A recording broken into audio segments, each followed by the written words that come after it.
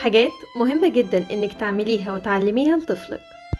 رقم 1، لازم تعرفي طفلك اسمه وعنوانه واسم بابا وماما وأي رقم تليفون وساكن فين، وده بداية من سن ال3 سنوات، وتعرفيه إن كل التفاصيل دي سرية بس عشان يقولها لو لا قدر الله تاه في أي مكان منك. رقم 2، لازم تلعبي كل يوم مع طفلك انت وباباه على الأقل 20 دقيقة في اليوم. رقم 3، لازم تخرجي طفلك في أي مكان مرة كل أسبوع.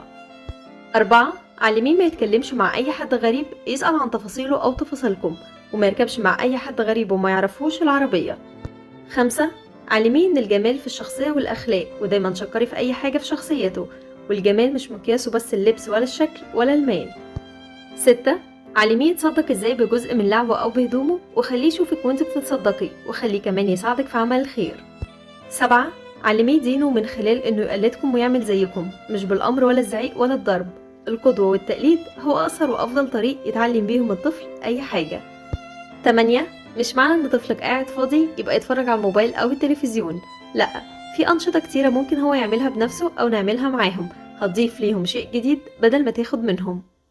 9، احكي لأطفالك قصص حتى لو كانت من خيالك، وتكلمي معاهم واعرفي اللي جواهم.